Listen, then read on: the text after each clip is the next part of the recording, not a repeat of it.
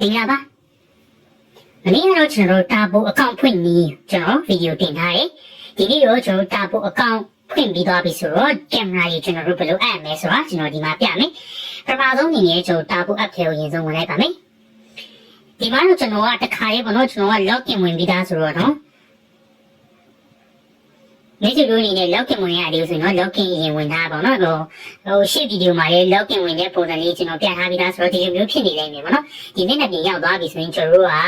ပထမဆုံးဖုန်းမှာလေးကျွန်တော် wifi ချိတ်ထားဖို့လိုအပ်ပါတယ်ဖုန်းမှာ wifi ချိတ်ထားပါကျွန်တော်တို့နော်ဆိုတော့ဖုန်းမှာ wifi ချိတ်ယူရဆိုတော့ဒီမှာကျွန်တော်တို့အောက်မှာ home button ရှိပါတယ်နော်ဒီမှာဆိုရင်အပေါ်မှာအပေါင်းလေးလည်းရှိတယ်ဒါပေမဲ့တို့ကင်မရာဘက်ကိုနှိပ်လိုက်လေရတယ်ကင်မရာဘက်မှာနှိပ်လိုက်ပေါ့နော်ကျွန်တော်ကင်မရာအမှာဆိုတော့ဒီမှာ add device ဆိုလေးနှိပ်လိုက်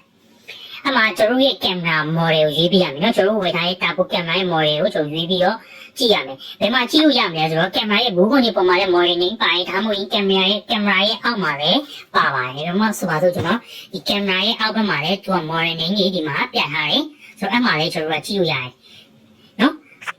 ကျွန်တော် SD ကတ်တဲ့တင်းကြီးကိုပြပေးမယ်ပေါ့နော်ဒီမှာ SD ကတ်တဲ့တင်းကြီးကိုတစ်ချက်ကြည့်ကြည့်ပါအပေါ်လည်းတင်လိုက်မယ်ပြီးရင်ဒီမှာကျွန်တော်တို့ SD ကတ်အပေါက်လေးပေါ့နော်မှာကျွန်တော်တို့ရဲ့အောက်မှာ micro SD ရှိရယ် micro SD ကိုလှည့်လိုက်မယ်ပြီးရင်ဒီလေးကိုထည့်လိုက်မယ်ပေါ့နော်ပေါက်ထဲကိုဒီကြားလေးထည့်လိုက်မယ်ပြီးရင်ဒီကိုထိုးထည့်လိုက်မယ်ရပါပြီနော်စီနီယာလေးကျွန်တော်ရွေးချယ်လိုက်မယ်ပေါ့နော်ဟုတ်ပြီဒီမှာလည်းကျွန်တော်ဒီမှာ indicator ကင်မရာမီးလေးရဒီလိုအနီတလဲအစိမ့်တလဲဖြစ်နေမှန်ပါတယ်အဲ့ဒီကြောင့်ကျွန်တော်ဒီမှာဟိုမှာလည်းအောက်မှာလည်းရေးတာ LED not blink red and green နဲ့နော်ကျွန်တော်ကလင်းနေဆိုတော့မှန်တယ်အဲ့တော့ next သွားမယ်ဒီမှာ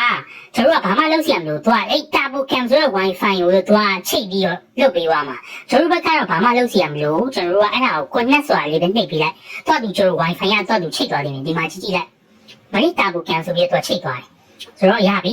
သူဒီတိုင်းပဲထားလိုက်တာသူချိတ်သွားလိမ့်မယ်ကျွန်တော် set ကဘာမှလုပ်စီရမလို့ထွေတူးလုပ်စီရမလို့ပေါ့နော်သူauto ချိတ်သွားမယ်ဒါပေမဲ့ model ပေါ်မူတည်ပြီးတော့ကျွန်တော်အချိန်တော့နည်းနည်းတော့တလုံးနဲ့တလုံးပေါ့နော် model ပေါ်မူတည်ပြီးတော့အချိန်ကွာခြားမှုကတော့မတူဘူးချိုးဆိုရင်မြန်တယ်ဒါဆိုလည်းမြန်ပြီဟုတ်ပြီဒီမှာကျတော့ကျွန်တော်တို့ကချိန်မဲ့ wifi ကိုကျွန်တော်ရွေးရမှာပေါ့နော်အဲ့တော့ကျွန်တော်ချိန်မဲ့ wifi ကိုကျွန်တော်ရွေးလိုက်ပါမယ်ပြီးရင်ဒီမှာ password ကျွန်တော်ထည့်ပြရမယ်ပေါ့နော်ကျွန်တော် password ထည့်ပြလိုက်ပါမယ်ပြီးရင်ကျွန်တော် save လုပ်မှာလားပေါ့နော်ဒီမှာမှန်ချစ်ပြလိုက်ရရင် save လုပ်လိုက်ပါနော်ပြီးရင်ကျွန်တော် next သွားပြီးတော့နေလိုက်ဒီမှာဆိုရင်တော့ကိုယ့်ရဲ့ wifi name နဲ့ password တွေမှန်လားပေါ့နော်ကျွန်တော်မှန်တယ်ဆိုရင် next သွားမယ်ဒါဆိုရင် तू က wifi ကဟိုကနော်ကျွန်တော်ချိတ်ပေးရတဲ့ wifi တော့ချိတ်သွားပြီဒီမှာတော့ wifi မပြောင်းသေးဘူးခဏဆောင်းလိုက်ပါနော်သူပြီးရင်ပြလိုက်နောက်အဆင့်ဒီမှာလာပါလိမ့်မယ် wifi connecting wifi ကိုကင်မရာပြောပါရယ်ခဏဆောင်းလိုက်ပါ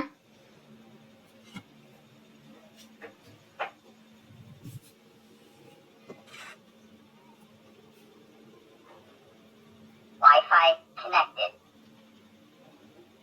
wifi ချိတ်ဆက်သွားပါပြီတဲ့အဲ့တော့ကျွန်တော်ကြည့်ကြည့်လိုက်မယ်ပေါ့နော်ဟိုမှာလေ wifi ပြောင်းသွားတွေ့လိမ့်မယ်နော်သူဟိုပါပေါ့ကင်မရာနေပြီးတော့သူရဲ့ကင်မရာစားပါလမ်းချိတ်နေပြီပေါ့ဗျာ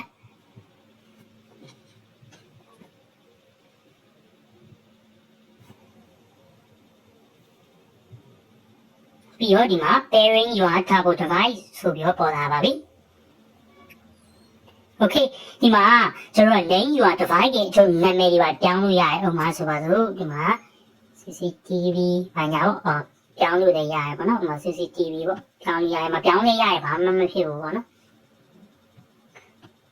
ပြီးရင်ကျွန်တော်ပြန်မထားမယ်ဒါ location ရွေးခိုင်းတာကျွန်တော်ကတော့ living room မှာပဲထည့်မယ်ဆို living room ရွေးပြီးလိုက်မယ်ချိန်တာရွေးဘာမှဟိုအဓိကကျွန်တော်ကင်မရာ3လေးလုံးရှိတဲ့အခါမှာပေါ့နေရာလေးခွဲလို့အဆင်ပြေအောင်ပဲ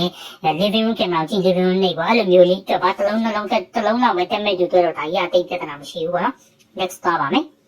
ဒီမှာတော့ပုံစံလေးပေါ့ဒါကင်မရာပုံစံလေးကိုကျွန်တော်လိုချင်တယ်လို့ပြောင်းလို့ရကင်မရာကျွန်တော်ဟာနဲ့တူတဲ့ကင်မရာပုံစံလေးကပြန်မှာရှိနေတယ်ဆိုတော့ရှာလိုက်မယ်ဒါကတော့ချိန်တာပေးပါကိုစင်ပြ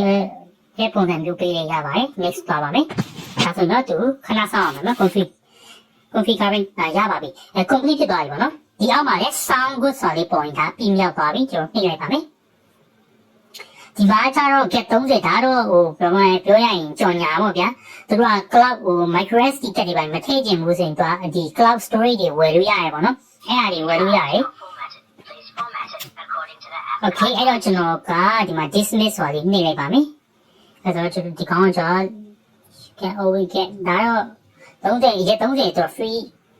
free try ရတယ်ပေါ့နော်ဒါအဲ့တော့ကျွန်တော်က code ပဲလုပ်လိုက်ပါဒီမှာဆိုရင် micro SD ကတ်ထည့်ထားတယ် code နှိပ်မယ်ဒါကြတော့ firmware update တွေပေါ့ auto update လုပ်ပြီးမှဥပမာဆိုတော့ camera မှာ update တွေ feature တွေရပြီဆိုရင်သူကအဲ့လိုမျိုး update တင်တဲ့အချိန်ကိုဒီမှာ update တိုင်းဆိုပြီးတော့3နာရီကနေပြီးတော့မနေ့3နဲ့9နာရီကြာကိုသူကရွေးချယ်ပြီးထားတယ်ဒါကောက်ကို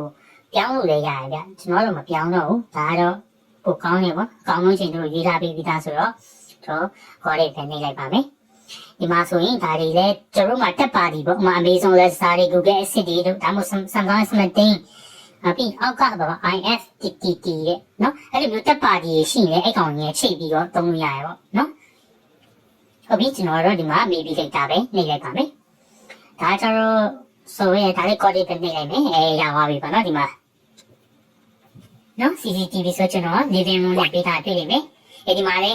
သူက micro SD get not initializing နဲ့အဲ့တော့ကျွန်တော်အဲ့ဒါပြမယ်ပေါ့နော်ဆိုတော့အရင်ဆုံးကျွန်တော် camera စနစ်ကိုဝင်လိုက်ပါမယ်Welcome to Smart Camera ကိုနှိပ်ပါမယ်ဒါဒီဘေးရွှေ့လိုက်မရွှေ့ခြင်းလည်းဟိုအပေါ်မှာရှိပါတယ်ဒါတွေကနှိပ်လိုက်ပါဟုတ်ပြီပြီးဒါကလည်းဒါရရကြော်ညာတွေပဲဗျကြော်ညာတွေပဲဟိုနှိပ်လိုက်ပါရပြီဒါဆိုကင်မရာမြင်ခွင့်ရပြီပေါ့ဗျာဒီမှာတဲ့ new micro SD get identify နဲ့ဒါဆိုရင်ကျွန်တော် initialize နှိပ်လိုက်ရရတယ်ဒါပေမဲ့ဒီမှာကျွန်တော်မနှိပ်ဘူးတခြားနေရာမှာဒီမှာနှိပ်လိုက်လေရတယ်ပေါ့နော်တချို့ဆိုဒီမှာတန်းနေပါဒါပေမဲ့ချို့ရဒီလိုမပေါ်လာဘူးဒါမှမဟုတ် cancel လုပ်မိသွားလူတွေဘယ်မှာသွားလို့အောင်လဲဆိုတာကျွန်တော်ပြပေးခြင်းရဲ့အတွက်ကြောင့်ကျွန်တော် cancel နှိပ်ပြမယ်ပြီးရင်ကျွန်တော်ကဘယ်မှာ format သွားရရမယ်ပေါ့ကျွန်တော် SD ကတ်ထည့်ထားတဲ့အခါမှာဒီ SD ကတ်ကဒီ memory မှတ်ဖို့အတွက်ဒီ format လုပ်ပေးရတယ်ပေါ့နော်ဆိုတော့ကျွန်တော်အပေါ်မှာတွေ့နေမယ် setting သွားပြီနော်အဲ့ဒါလေးနှိပ်လိုက်ပါပြီးကျွန်တော်ဒီဆွဲချလိုက်ပေါ့ဒီမှာ turbo tray ဒီမှာ storage and recording ဆိုတဲ့ဟာလေးတွေ့ရင်နှိပ်လိုက်ပါဒီမှာ recording sound ဆိုတာလေးကျွန်တော်အမှန်ချစ်မပေးထားဆိုအမှန်ချစ်ပေးလိုက်ပေါ့သူကဘယ်လိုဖြစ်လဲဆိုတော့ဟို camera record မှတ်တဲ့ခါမှာအတန်မပါဘူးဖြစ်နေမှာဆိုလေအဲ့ဒါလေး on ထားပေးပါနော်ပုံမှန်အားဖြင့်တော့ on ထားတယ်အဲ့ဆိုတော့ဒီမှာ story အပေါ်မှာလေ local recording ကိုကျွန်တော် on ပေးလိုက် local recording on လိုက်ပါနော်on လို့မရသေးဘူးအဲ့တော့ on လို့မရသေးဘူးဆိုတော့ဘာလို့လဲဆိုတော့အောက်မှာလေ local storage and format ဖြစ်နေရင်အဲ့ဒါကိုရင်လုပ်ပြရမယ်ကျွန်တော်အဲ့ဒါလေးနှိပ်လိုက်ပါနော်ဒီမှာဆိုရင် initialize ဆိုတော့ကျွန်တော်ဒီမှာ initialize လုပ်ပြရမယ်ဒါဆိုရင် format လုပ်သွားပြီပေါ့နော်ဒါ 0% ကနေပြီးတော့ကျွန်တော် 100% PAT ကျွန်တော်တို့စောင့်ပေးရမယ်ပေါ့နော်တိတ်မကြပါဘူးဒါကျွန်တော်ထည့်ထားတာတော့ဒီကနည်းနည်းလေးဆိုတော့ပေါ့နော်ဆိုတော့ဒီမှာ SD ကတ်ဝယ်တဲ့ခါမှာ view site ဖို့လိုတယ်ပုံမှန်ကျွန်တော်တို့ဒီဟို site 3 SD ကတ်တွေထဲဒီ video ပေါ့ဒါကျတော့ကျွန်တော်24နာရီအမြဲမှတ်နေမယ် record တွေဖြစ် video record တွေဖြစ်တဲ့အတွက်ကြောင့် SD ကတ်တွေမှာလေသူကvideo record တက်ဆိုပြီးတော့တည်တက်လာရပါတော့ပုံမှန်ဒီဖုန်းထဲထည့်တာတို့တခုခုဟိုပုံမှန် file လေးပဲထည့်တဲ့ SD ကတ်တွေထဲဒီလို video စာပေနဲ့တက်ဆိုပြီးတော့သူတို့ထုတ်ထားရပေါ့နော် micro SD ကတ်ကပို့ပြီးတော့ကောင်းပါတယ်ပေါ့နော်စာပေနဲ့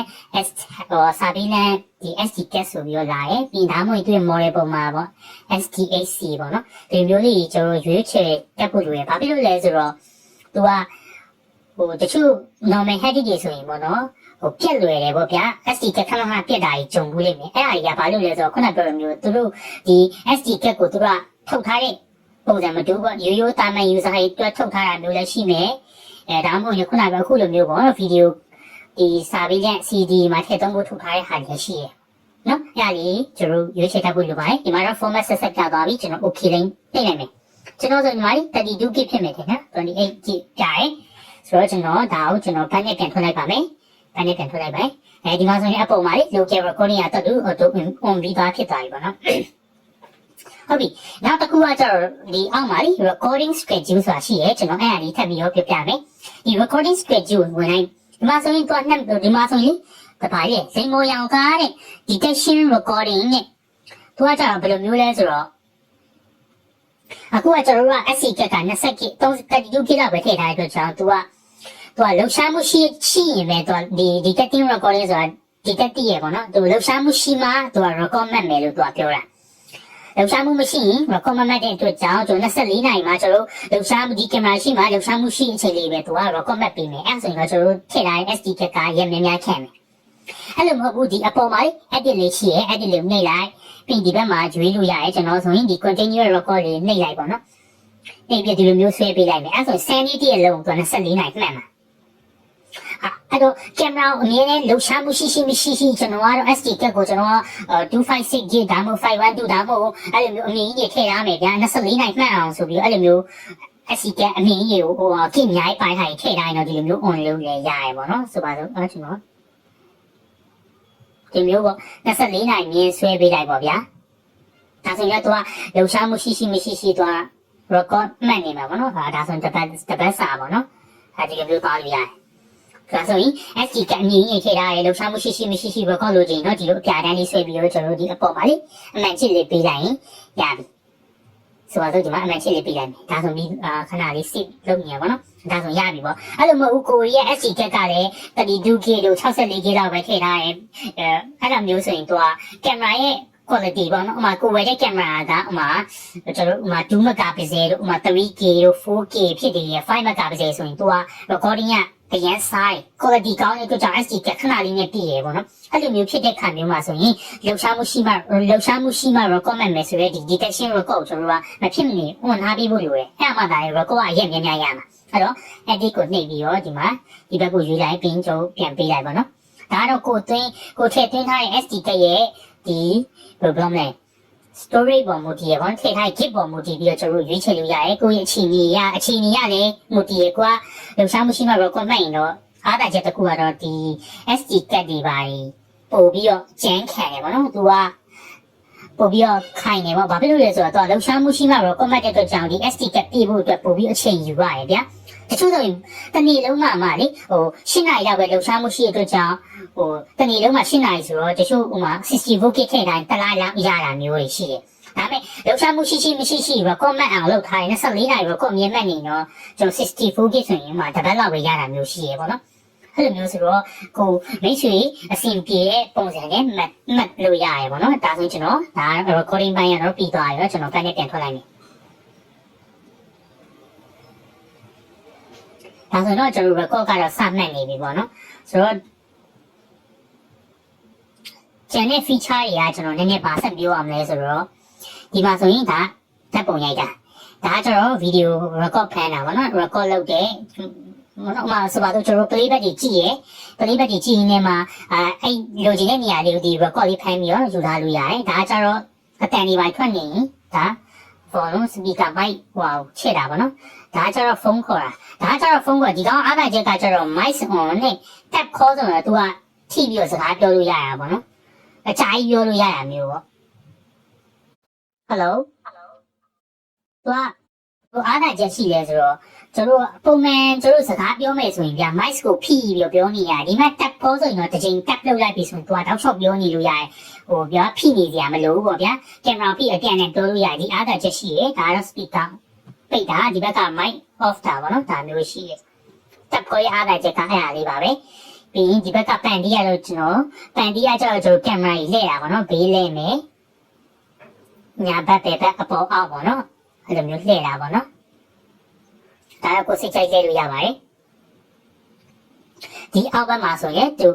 အောက်ဘက်မှာဆိုရင်ဒီမှာဆိုရင်ကျွန်တော်စကားပြောတာပေါ့နော်ဒါဆိုရင်ပြောရဲပေါ့ဒီတစ်ခုကကျတော့ဖိပြီးပြောမှရတယ် hello ဟိုဟာကျတော့ကျွန်တော်တစ်ခါနှိပ်ရုံပဲ hello လို့ပြောရုံပဲဒီဘက်ကပန်တီးရတယ်ခုနကကျွန်တော်ပြပြီးသွားပြီဒီဘက်မှာအလန်းကျတော့ကျွန်တော်အလန်းဖွင့်ပေးဖို့လိုရယ်ပေါ့နော်ဒီမှာဆိုအလန်းဆိုရင်ကျွန်တော်အလန်း hello အလန်းတော့ကျွန်တော်ပြီးမှဆန်းပြမယ်အလန်းတော့နည်းနည်းတီးတက်နော် privacy mode ဆိုတာတော့ကျွန်တော်ကဒီကင်မရာမြင်ကွင်းကိုခဏလေး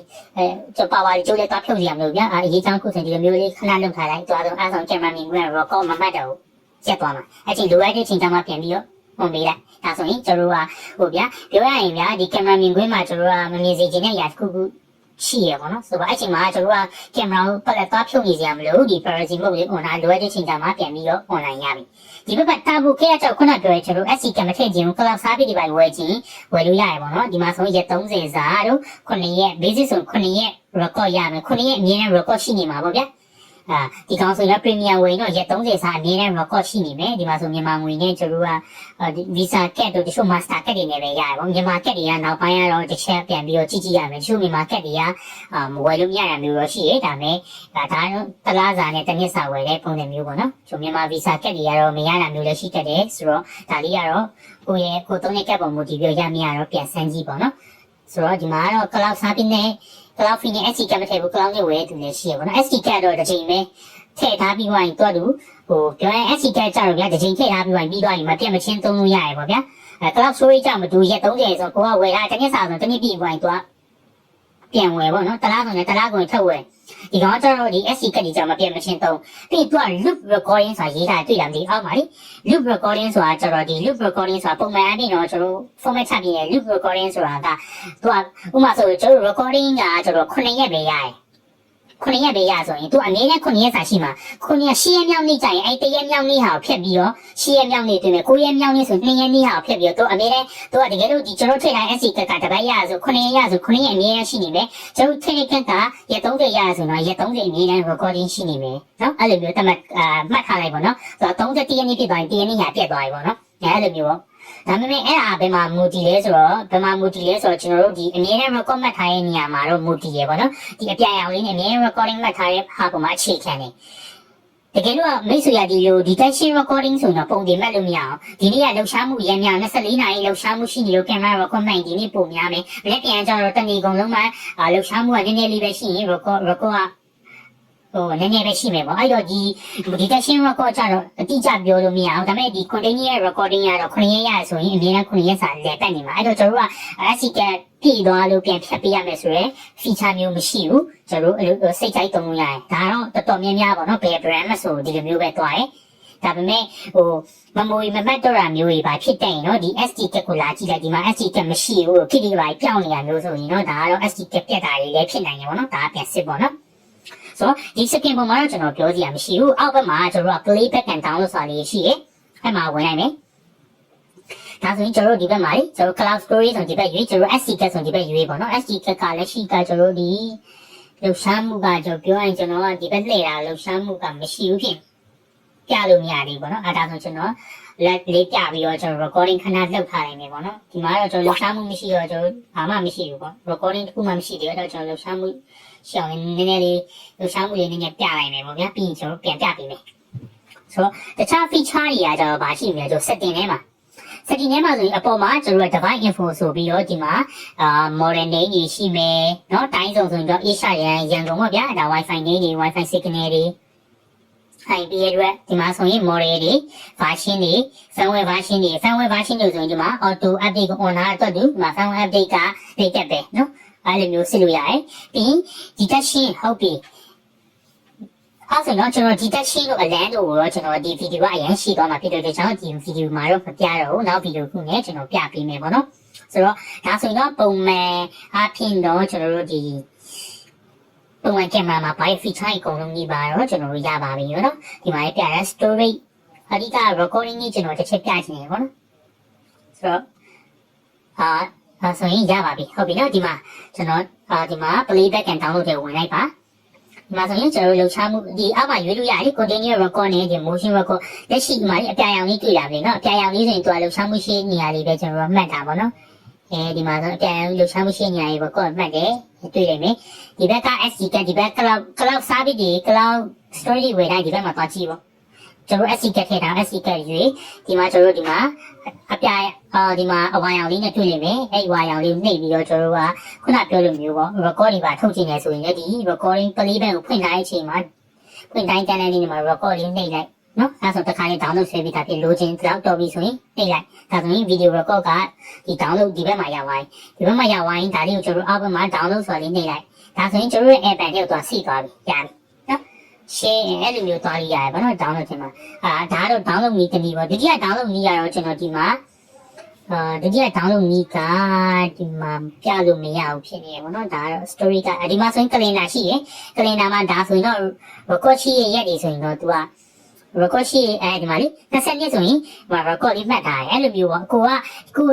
comment ထားရဲ့ဒီ SC တက်ကဗနေရစာတော့ comment နေရဲဆိုဒီအဆက်လေးလိုက်ကြည့်ပေါ့ဒီမှာဆိုတော့22ရက်နေ့မှာအဆက်လေးရှိပါတယ်ဒီဆက်လေးကိုလိုက်ကြည့်ပြီးတော့ recording ဗနေရရှိရဲဆိုတော့ကျွန်တော်တို့ကြည့်လို့ရရပါတော့